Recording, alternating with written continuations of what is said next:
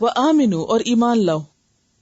آمنو امن سے، ایمان پیچھے لفظ گزر چکا ہے.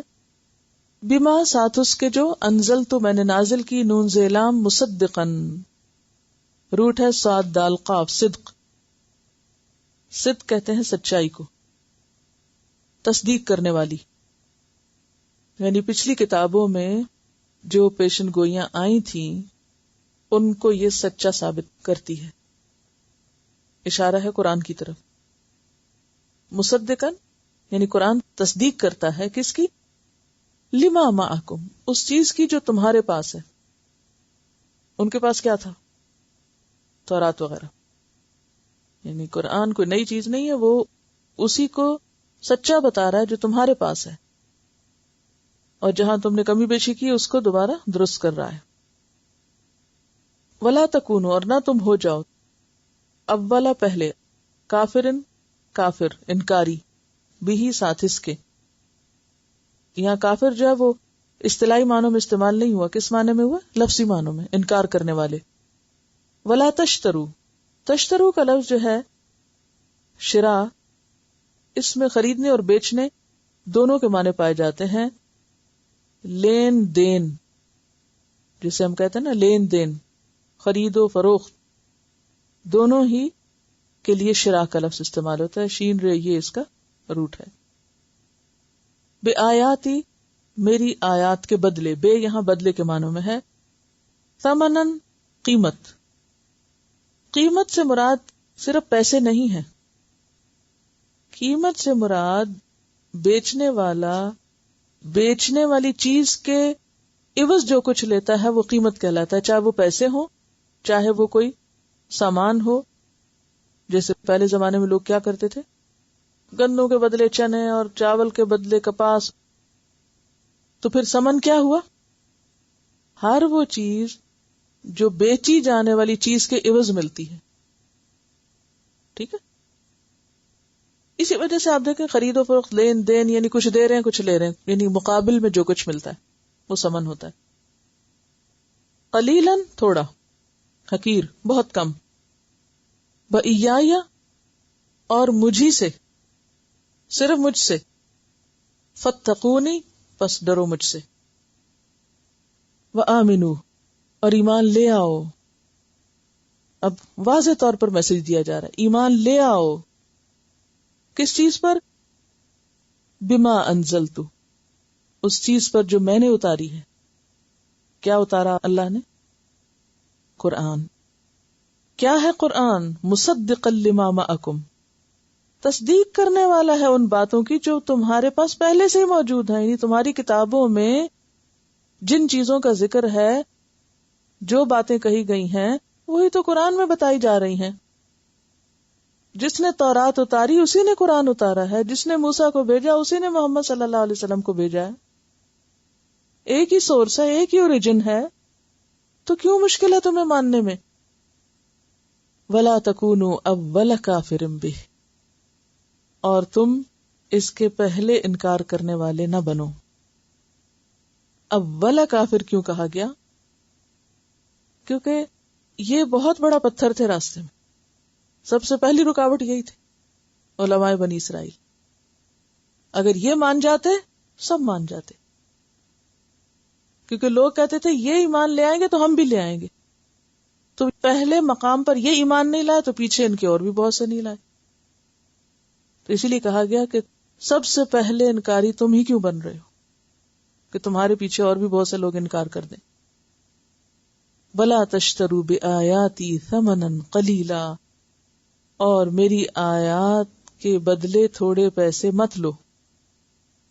اس کا یہ مطلب نہیں کہ زیادہ ملے تو لے لو، دنیا ساری بھی ملا لو تو وہ تھوڑی ہی ہے.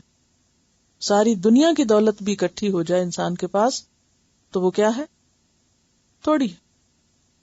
وَإِيَّايَ فَاتَّقُونِ، اور صرف مجھی سے تم ڈرو، میرا ہی تقوی اختیار کرو.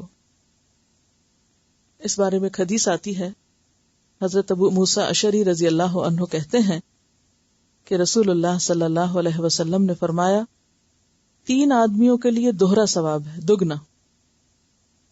ایک تو وہ اہل کتاب جو اپنے پیغمبر پہ ایمان لایا، اور پھر اس کے بعد اس کتاب اور اس پیغمبر کو بھی مانتا ہے. دوسرے وہ غلام جو اللہ کا بھی حق ادا کرے اور اپنے مالکوں کا بھی.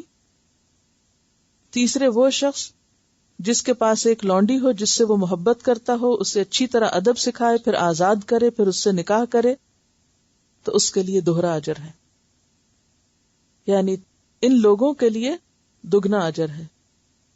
اور ان میں سب سے پہلے کون ہے؟ وہ اہل کتاب جو اپنے پیغمبر اور اپنی کتابوں کو مانتا ہے، اور پھر اس کے بعد اس کتاب اور اس پیغمبر کو بھی مانتا ہے. یعنی ہم لوگ تو پیدائشی مسلمان ہیں. اب ایک شخص جو پہلے اپنے مذہب پر ہے اور پھر اسلام قبول کرتا ہے تو اس کے لیے دگنا اجر ہے. یعنی کس طرح انکریج کیا گیا، آمنو، ایمان لے آؤ، مت جھجکو، دوہرا اجر ملے گا تم کو. اور اگر تم نے انکار کیا، تم نے روڑے اٹکائے، تو پکڑ بھی تمہاری زیادہ ہوگی، کیونکہ لوگ تمہاری وجہ سے رکے ہوئے ہیں اس طرف آنے کو. وَلَا تَشْتَرُوا بِآيَاتِي ثَمَنًا قَلِيلًا، اور میری آیات کے بدلے تھوڑی قیمت مت لو. یہ کس طرح ہوتا تھا آیات کے بدلے قیمت لینا؟ اس کے کیا طریقے ہو سکتے تھے؟ کیا کرتے تھے وہ لوگ جس کو بیچنے سے تعبیر کیا گیا؟ معنی بدل دیتے. اور کیا کرتے تھے؟ دنیا کا وقتی فائدہ لیتے تھے. کیا کر کے؟ لوگوں کی مرضی کے فتوے دے کر ان کی پسند اور ان کی سپورٹ یا ان سے فائدے حاصل کیا کرتے تھے. یعنی لوگوں کو خوش کرنے والی باتیں کرتے تھے. اس کی مزید وضاحت سورۃ المائدہ کی آیت نمبر 44 میں ہوتی ہے، انا انزلنا التوراۃ فیہا ھدی ونور یحکم بہا النبیون الذین اسلموا للذین ھادوا والربانیون والاحبار بما استحفظوا من کتاب اللہ وکانوا علیہ شہداء فلا تخشوا الناس واخشونی ولا تشتروا بآیاتی ثمنا قلیلا ومن لم یحکم بما انزل اللہ فاولئک ھم الکافرون.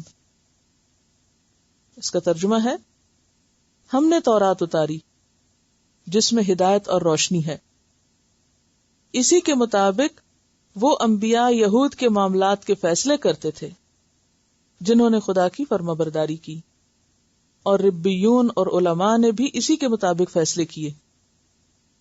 یعنی جو کتاب میں تھا اسی کے مطابق لوگوں کو فتوے دیے، کیونکہ وہ کتاب الہی کے محافظ یا امین بنائے گئے تھے اور اس کے گواہ ٹھہرائے گئے تھے. تو تم لوگوں سے نہ ڈرو، صرف مجھی سے ڈرو، اور میری آیات کو حقیر قیمت کے عوض نہ بیچو.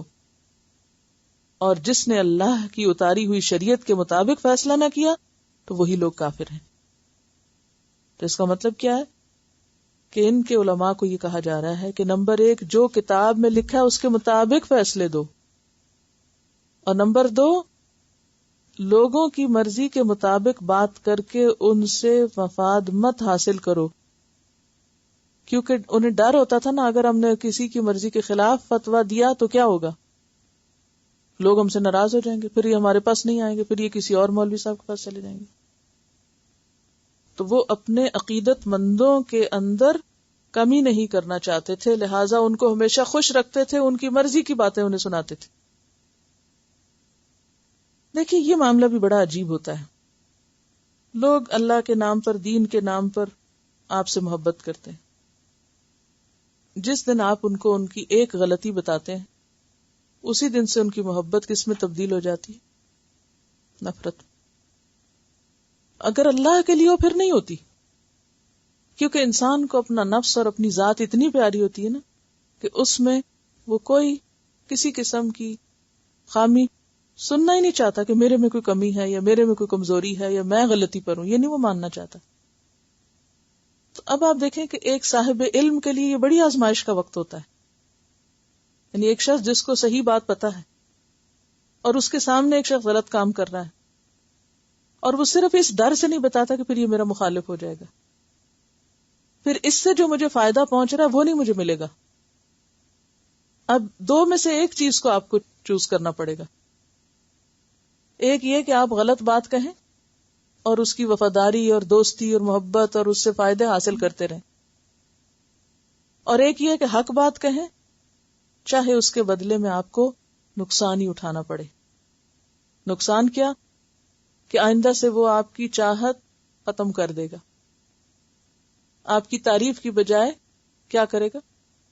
برائی شروع کر دے گا. اور اس کا مجھے ذاتی تجربہ ہے. بڑی چاہت سے لوگ آتے ہیں، جب تک میں انہیں کچھ نہ کہوں وہ چاہت جاری رہتی، برقرار رہتی. جس دن پہلی غلطی نکالوں اس کو وہ ڈانٹ کہیں گے، اس کو وہ روڈنس کہیں گے، اس کو وہ جا کے باہر باتیں کریں گے. ساری محبت بھگ سے اڑتی ہے، ساری عقیدت جاتی ہے. اب ایک تو یہ ہے کہ آپ لوگوں کی غلطیاں دیکھتے جائیں اور انہیں غلطیوں پہ شاباش دیتے جائیں اور کہتے جائیں آپ سب صحیح کر رہے ہیں. اور ایک یہ کہ جہاں وہ غلطی کریں وہاں ان کو روک کے بتائیں کہ آپ غلطی کر رہے ہیں، آپ ایسا نہ کریں. اور بعض اوقات بالکل ڈائریکٹ اسٹریٹ فارورڈ ہو کر بھی بتانا پڑتا ہے، کیونکہ اس کے بغیر لوگوں کو سمجھ ہی نہیں آتی وہ کیا غلطی کر رہے ہیں. اور جس دن وہ بتانے کا وقت آتا ہے وہ ساری محبت کے دعوے جھوٹ ہو جاتے ہیں، سب عقیدت ختم ہو جاتی ہے. تو کسی بھی عالم کے لیے، کسی بھی مصلح کے لیے، کسی بھی خیرخواہ کے لیے یہ بڑا امتحان کا وقت ہوتا ہے. اب بنی اسرائیل کے علماء کو کیا کہا جا رہا ہے؟ میری آیات مت بیچو، دین کو غلط معنی یا غلط رنگ مت پہناؤ، حق کو نہ چھپاؤ، حق کو باطل میں مت ملاؤ.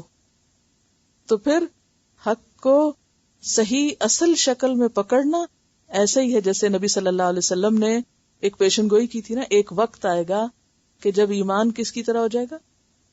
انگارے کی طرح ہو جائے گا، کہ جس کو ہاتھ پہ لینا بھی آزمائش اور پھینکنا بھی آزمائش. کہ دین پر قائم رہنا اور چلنا کیسے ہو جائے گا؟ جیسے انگارہ ہاتھ پہ رکھنا نا، تو گرم چیز ہوتی ہے نا تو آپ کتنے مضطرب پھر ہو جاتے ہیں نا کہ اٹھا کے رکھنا مشکل ہو جاتا ہے. کیونکہ قدرتی بات ہے کہ وہی نگاہیں جو آپ کو محبت سے دیکھتی ہیں وہ آپ کو دوسری طرح دیکھنا شروع کر دیں. وہی لوگ جو آپ کی عقیدت کی باتیں کرتے ہیں وہ آپ کی برائیاں کرنا شروع کر دیں. تو یہ انسانی نفس پہ تو بہت بھاری ہے. لیکن اس کے بغیر علاج ہو نہیں سکتا نا. جیسے ایک ڈاکٹر ہے، ڈاکٹر کا کیا کام ہوتا ہے؟ وہ مریض کی مرضی کی دوا دے یا اپنی مرضی کی دے، یا جو اس کے فائدے کی ہے وہ دے. جو اس کا مرض ہے اس کے مطابق اس کو سخت ہاتھ بھی لگانا پڑے گا، سخت پٹی کرنی پڑے گی، بعض اوقات اس کو کاٹنا پڑے گا، اس کے اندر سے کچھ نکالنا پڑے گا، اس کو سینا پڑے گا، اس کا خون بھی بہے گا، اس کو تکلیف بھی ہوگی. لیکن اس کے بغیر اس کی اصلاح ہو نہیں سکتی، علاج ہو نہیں سکتا. اور بہت سے لوگ اس ڈر سے کہ دوا کھانی پڑے گی یا سرجری کرانی پڑے گی، انہوں نے کیا طریقہ اختیار کر رکھا ہے؟ وہ ڈاکٹر کے پاس ہی نہیں جاتے. امن میں رہیں ہم، نہ سامنے آئے نہ ہماری کوئی غلطی ہمیں بتائے. ہم نہیں پڑھتے، ہم نہیں سیکھتے، ہم خود ہی سیکھ لیں گے، ہم اپنے استاد خود ہی ہیں. تو پھر اگر کوئی نہیں سیکھتا تو کس کا نقصان ہے؟ سکھانے والے کا تو کوئی نقصان نہیں. تو یہاں بیسیکلی علماء بنی اسرائیل سے خطاب ہے. وَآمِنُوا بِمَا أَنزَلْتُ مُصَدِّقًا لِمَا مَعَكُمْ وَلَا تَكُونُوا أَوَّلَ كَافِرٍ بِهِ. کیونکہ یہ اول نمبر پر تھے نا، یعنی لوگوں کے لیے ایک سمبل تھے. وَلَا تَشْتَرُوا بِآيَاتِي ثَمَنًا قَلِيلًا وَإِيَّايَ فَاتَّقُونِ. پھر کیا اینڈ کس پہ ہو رہا ہے؟ صرف مجھ سے ڈرو. کیونکہ جب تک انسان اللہ سے نہیں ڈرتا اس وقت تک یہ کام ہو نہیں سکتے. صرف خدا کا ڈر ایسی چیز ہے کہ جو انسان سے حق کہلواتا ہے. بندوں کے ڈر سے حق نہیں کہا جا سکتا، اور خصوصاً ان بندوں کے ڈر سے جن سے آپ کے مفاد وابستہ ہوں.